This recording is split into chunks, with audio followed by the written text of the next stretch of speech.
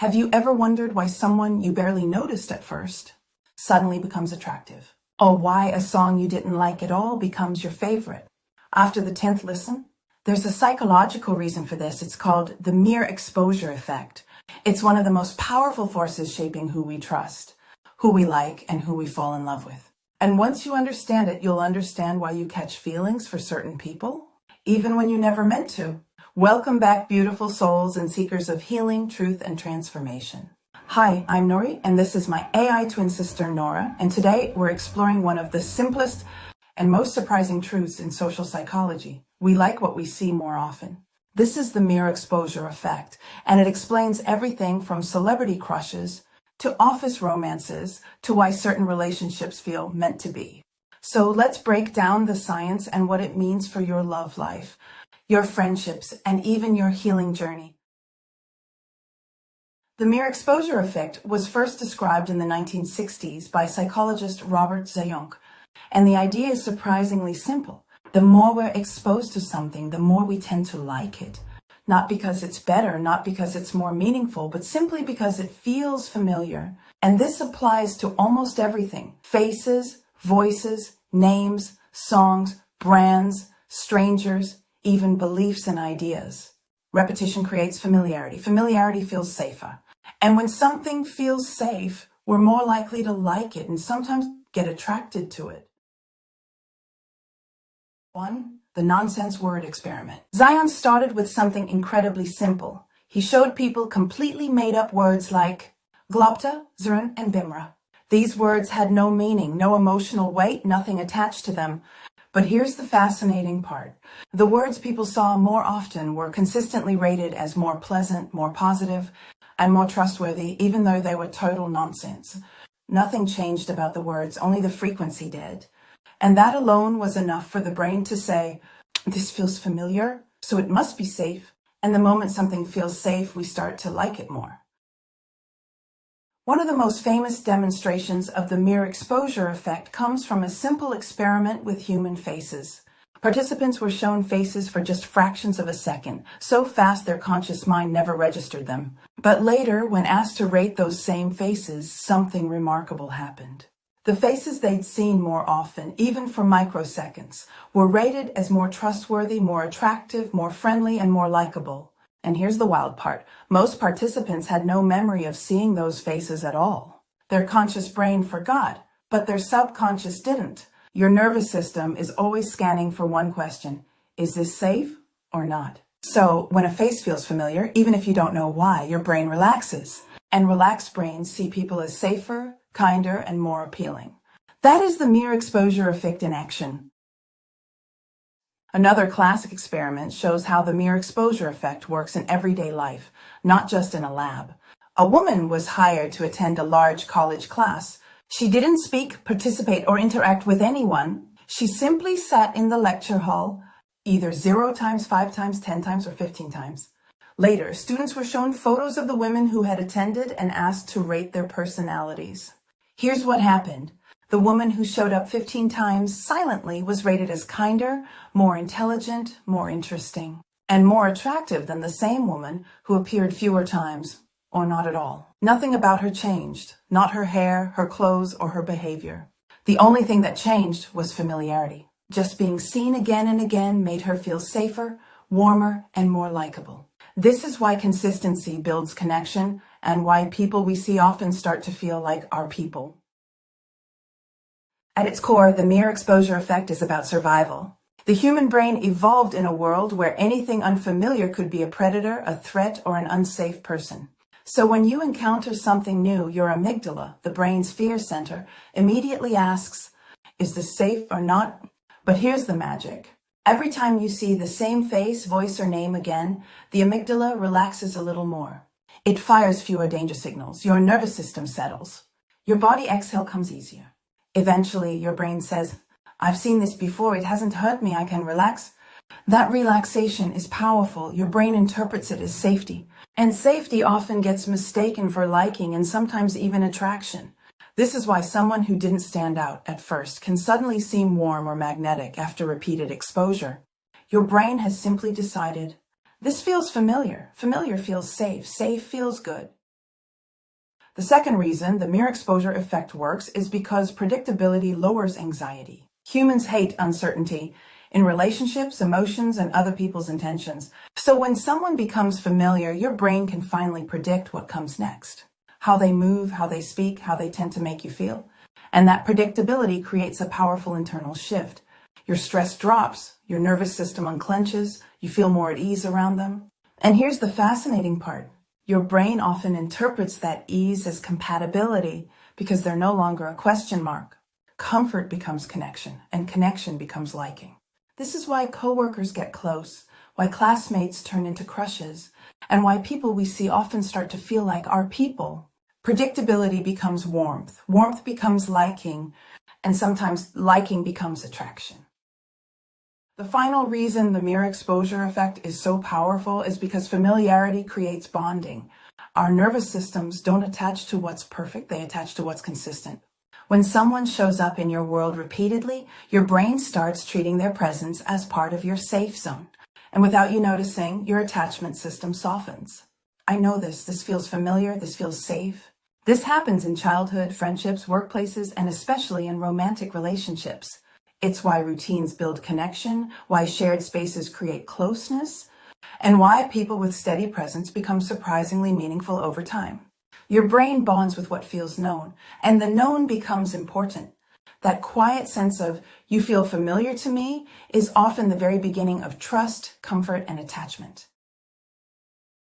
The mere exposure effect explains one of the most common experiences in dating. You weren't looking for a crush, and suddenly you have one.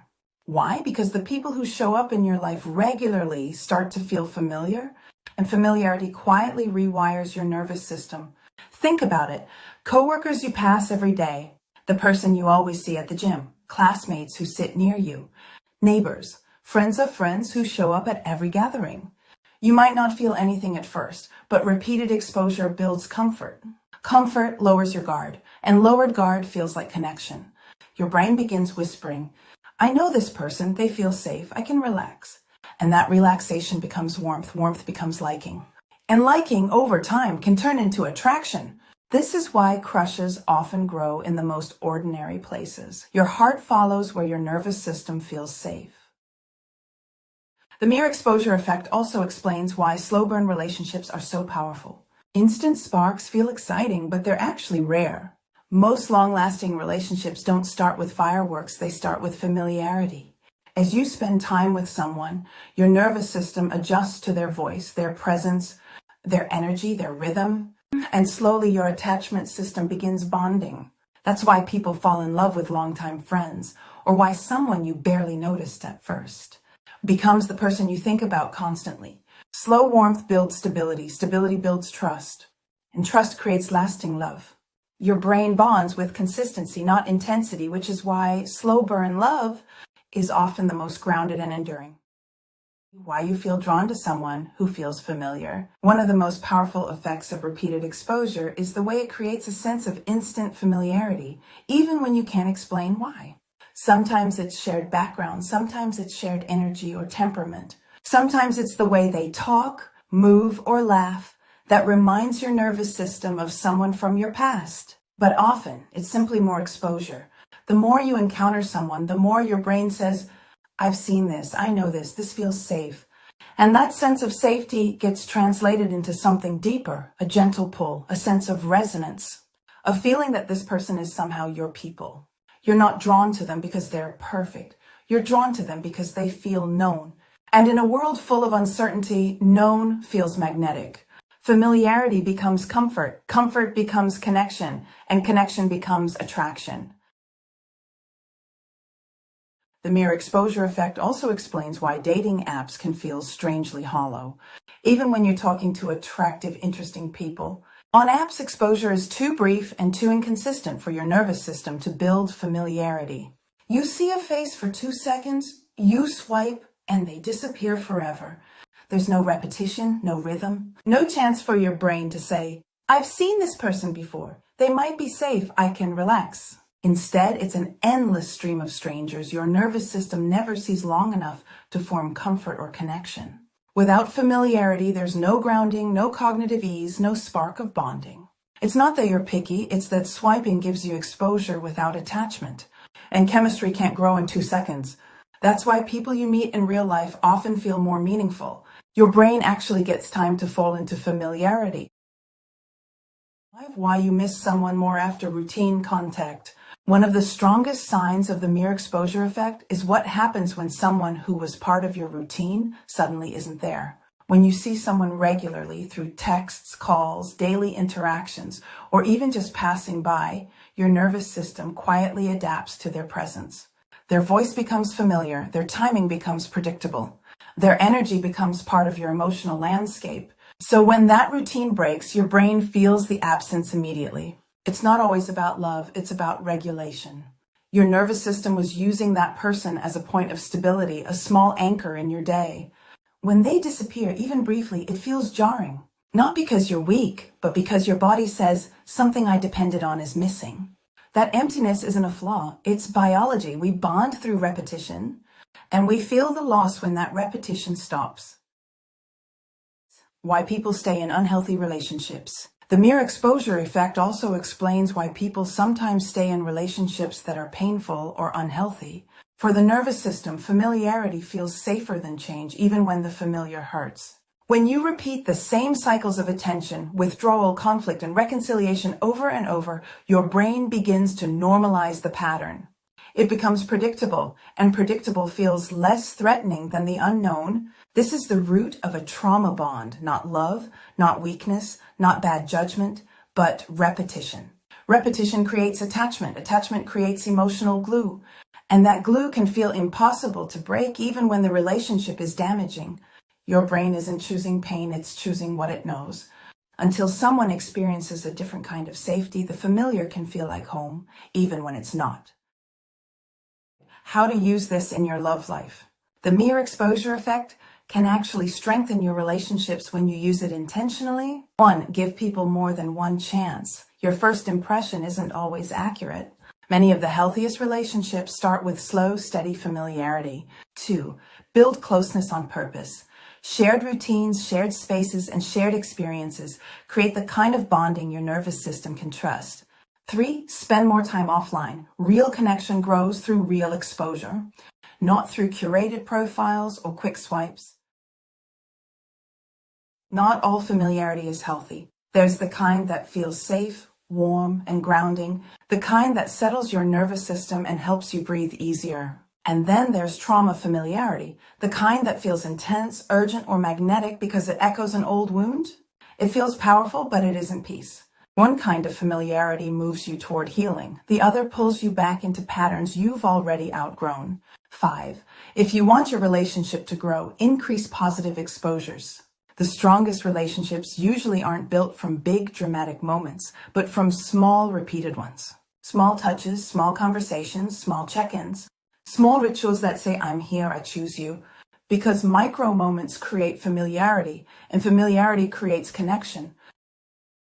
One of the most important parts of using the mere exposure effect in a healthy way is understanding why we're drawn to what we know, even when what we know is pain. Your nervous system doesn't seek what's good for you, it seeks what feels familiar. So if early experiences taught you that love is inconsistent, chaotic, or unsafe, your body may mistake that pattern for chemistry. Some relationships feel magnetic not because they're right, but because they match an old blueprint. Healing changes that. Through therapy, regulation, boundaries, and self-awareness, you create a new baseline for what familiarity feels like. Safety becomes familiar, consistency becomes familiar, and suddenly the people who once felt exciting stop pulling you in, while the steady, warm, grounded people start to feel like home. Healing doesn't just change what you choose, it changes what feels right to your nervous system. The mere exposure effect teaches us something profound about attraction, chemistry, and the stories we tell ourselves. We fall for what feels familiar, not always for what is best. Familiarity can feel like destiny, it can feel like spark, it can feel like meant to be, because your nervous system reads repetition as safety, even when the pattern isn't healthy. And sometimes what feels like home is simply what you've known the longest, not what nurtures you the most. But here's the empowering part. The moment you understand this, You gain the ability to choose love consciously, not just automatically. You can begin choosing partners who feel safe, steady, and emotionally available, not just the ones who match your old wounds. Familiarity builds connection, but awareness builds healthy love. And once you learn the difference, your entire love story changes. Thank you so much for spending this time with me. I'm Nori, and this is my AI twin sister, Nora, and together we're exploring the psychology of love, attraction, and the unconscious patterns that shape the way we connect. If this video brought you insight, clarity, or even a little self-compassion, please like, share, and subscribe. It helps this message reach the people who need it most. And I'd love to hear from you in the comments. Have you ever caught feelings for someone simply because you saw them again and again? Your story might resonate with someone else who's trying to understand their own heart. Because when you understand how your brain builds attraction, you gain the power to choose love intentionally. Love that feels safe, steady, and true to who you are. And that kind of love is a love that honors your heart,